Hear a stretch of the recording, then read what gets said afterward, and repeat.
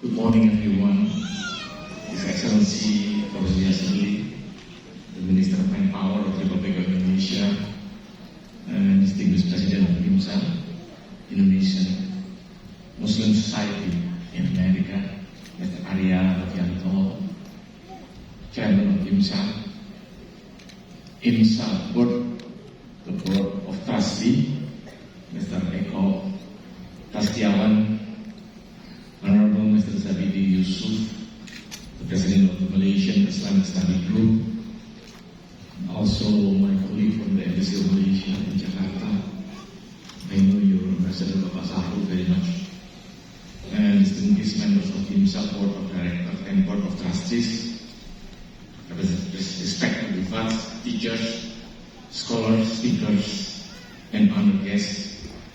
Here also we have a guest coming from Houston, Pak Suri, the President, Consul General, also Ibu Afina, from the Consul General in Los Angeles.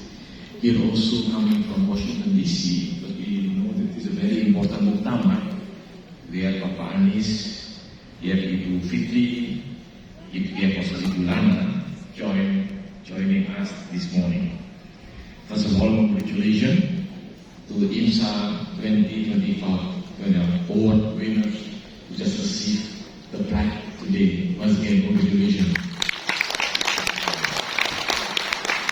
Ladies and gentlemen, I would like to begin by expressing my profound appreciation to IMSA for the invitation extended to the Embassy of the Republic of Indonesia to participate in this year's honor. I just arrived 3 months ago. I arrived on the 18th of September, but in Washington, however, I have to fly directly to New York to receive President Prabowo for his UN General Assembly speech on the 23rd of September. And you know that after the President Prabowo's speech, there is strong collaboration and discussion between our two leaders, President Prabowo and President Trump. One in New York, when President Trump proposed the Gaza Peace Accord, followed by a Gaza Peace Accord signing in Sharm el-Sheikh in Egypt. Just a month after that, President Prabowo is the farthest leaders have to fly from Jakarta to Egypt.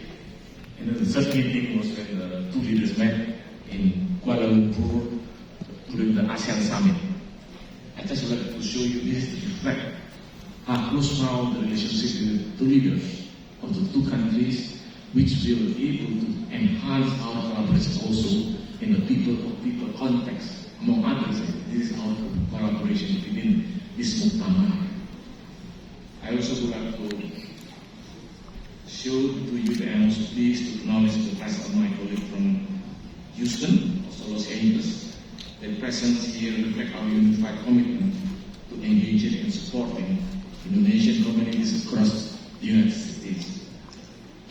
As ambassadors, I already have 4 jobs here to be done. Number 1, I am the personal representative of President Prabowo in the United States. Number 2, I am the representative of the people, the government, the state of the Republic of Indonesia in the United States. Number 3, my job is to enhance collaboration between Indonesia and the United States in the area of politics, economy, social, culture, defense, and people-to-people context. This is the last thing that I mentioned to you. This is how important is IMSA, how important is this muktamar, in which we are able to share and collaborate and also in harmony discuss many issues with our U.S. colleagues. And last but not least, my job number 4 is the most difficult one, but it's not number 4. I have to protect all Indonesians in the United States. So in this regard, I really would like to appreciate what you have done, because you IMSA and Indonesian diaspora represent a vital bridge between Indonesia and the United States. Beyond numbers, The diaspora embodies our values, moderation, resilience, and social responsibility. Through education, professional excellence, and civic engagement, you contribute meaningfully to American society while remaining deeply connected to Indonesia's national identity. I just want to echo what has been mentioned by His Excellency Minister of Manpower. For the moment now, we have 8,400 Indonesian students in the US.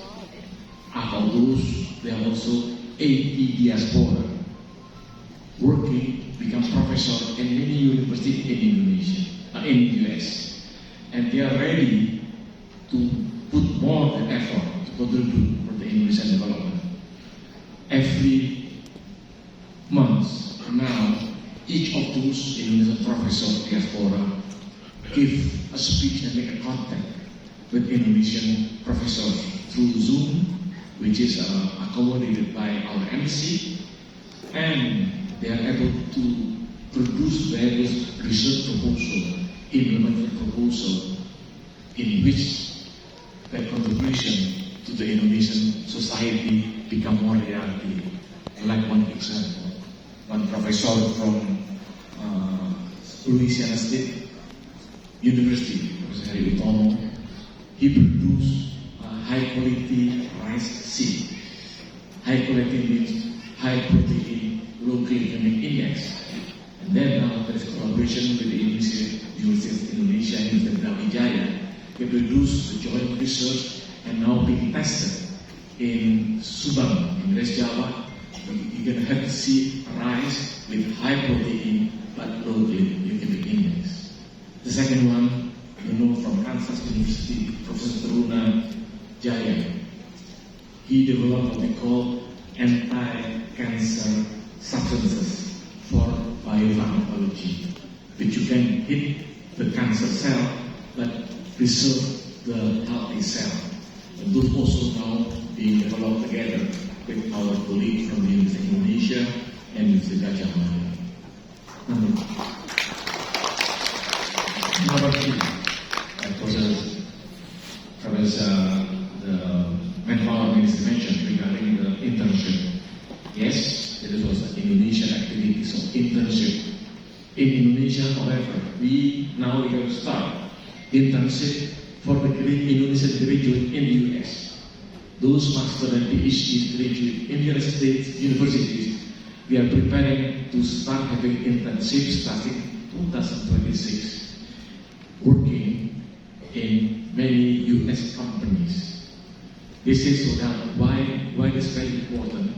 With the OPT program, overseas professional training internship program, cooperation between Indonesia and LPDP with USINDO, we are going to start having our graduate to work with Boeing, with Amazon, with IBM, with Microsoft, among others, also with Google, and then later on, afterward, when they return to Indonesia, they become the leader of those companies, but also direct to develop and progress our manpower itself. Just like to inform you how important Indonesia are in the economic parts, because many big companies now looking forward to work and to invest in Indonesia. Maybe you forgot a name like Cargill, the name like PepsiCo. PepsiCo are producing soft drink. With Indonesia, they're producing potato chips, which is coming from our potatoes farm in Indonesia, among others. Those need expert, and the expert will be Indonesian, hopefully Indonesian graduated from the United States. This year, 2026, next week or next 2 weeks, in the next week, the US will celebrate 250 years of its independence. The 4th of July 2026 will be the 250 years of the 4th of July, Independence Day of the United States. And everybody knows that there will be a big celebration in New York, in which President Trump will receive tall ships, kapal layar tiang tinggi, from all over the world in Indonesia. Indonesia will be represented by the KRI Bimasuci. The ship will be in New York on the 4th of July. They will set sail from Indonesia, from Surabaya to New York, not across the Indian Ocean, and then into the Suez Canal and the Atlantic, and they will port. The first stop will be in Norfolk, in Virginia. Second stop will be in Baltimore, Maryland. The third one will be in New York, and the last stop will be in Boston this coming July. So any of you are looking forward, I'd like to invite all of you to join, because they're going to have an open ship. They have an Indonesian culture to be presented, to be happy that all diaspora, all members of IMSA can join together with us in the celebration. In the context, IMSA has grown into more than just an organization. It serves as a space for learning, dialogue, and service. By integrating religious reflection with social responsibility, IMSA helps coordinate the vast potential in the Muslim community. Equally important, their commitment to constructive engagement with the Muslim and non-Muslim contribute meaningfully to social cohesion in increasingly diverse society. This is the important thing what we call the people-to-people contact. We know, yes, everybody concerned, and we are also concerned regarding the peace issues in Gaza.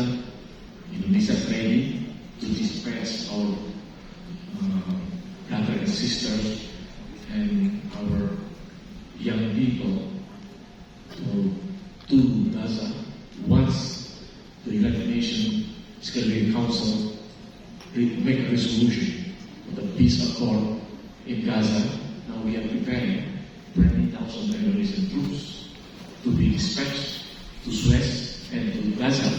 However, we're going to start with first to dispatch engineering corps and also medical corps, because those two units are very important to make a reconstruction in Gaza after the war, and also to help with the medical activities for the post-war trauma. I'd like to inform you also that in the last almost a year, Indonesian Air Force already sent C-130 aircraft direct from Indonesia and dropped their logistical support in Gaza. It has to stop in Jordan because they have to refuel and everything, and we have to wait for a clearance, flight clearance. Sometimes it's difficult to drop some logistical support in an area that is still in conflict. Not many air forces willing and able to do the Indonesian Air Force. We flew the C-130 Hercules transport and to drop the logistical support direct to support our brothers and sisters in Gaza, for the refugees in Gaza. At the same time also, I want to share also at the same time also some trucks and logistical support online was withdrawn from Egypt directly into Gaza. There is now an open market in Gaza, which is served by the Indonesian team for our brothers and sisters in Gaza. This is a direct thing I'd like to share with you. How far are we ready and already on the way of our activities in Gaza? Just like one example also. Sometimes you have to learn about this issue. I'd like to share one example. Since 2004, Indonesia sent peacekeeping force to South Lebanon in the UNIFIL forces, because there was always conflict between the Hezbollah and the Israelis. The Indonesian contingent only using soft, very little armament. They are able to prevent any conflict in this borderline. There's one event when the big Markava tank of the Israelis had to head with the Hizbullah troop ready with the anti-tank weapon. The Indonesian delegation, Indonesian Garuda contingent, just stopped at the center of two big conflict power, trying to stop, to prevent the conflict, and they are able to do it. I want to share all this to you because sometimes you just haven't heard this. Maybe you already heard, but many of you haven't read those kind of effort that been done by our Indonesian contingent in many of the peacekeeping operation in Lebanon and all over the world. On the economic side, I'd like to inform you also that I just met the President Trump in the 16th of December. He was very keen with our president. He supported Indonesia, and then we follow with the discussion on the reciprocal trade agreement just finished yesterday. Maybe you follow the news. Hopefully everything settled. Now we are in the process of aligning everything in terms of documental groups, legal matters. Hopefully by the end next month in January 2026, President Prabowo will come visit to Washington and have a signing of the MOU or signing agreement between the two big countries. And for my colleague here in diaspora in the United States, you have a big opportunity. I cannot say what kind of opportunity, but you should follow by the end of next month. But you got a lot of opportunity because many of the products of Indonesia, we have a privilege to enter the US market. A sure opportunity. So this is part of you, part of IMSA, part of people of the context, part of the economy that getting stronger and stronger in the coming years. I'm looking forward that this is really a good moment between you, between us, and between our two countries. It's a tangible expression of appreciation of IMSA's continued effort to unite and serve the Embassy of the Republic of Indonesia. Is pleased to present IMSA with 80 copies of the Holy Quran.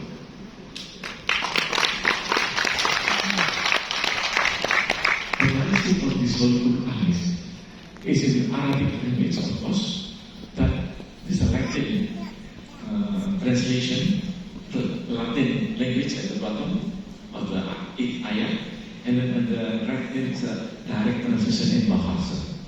So actually when you read the Arabic word verses, and then you can follow the Latin verses, and then you just read the translation in the right order. I think so. I'm very pleased to present to you today, and we hope that this modest contribution will support your education activity and serve as source of guidance for those engaged.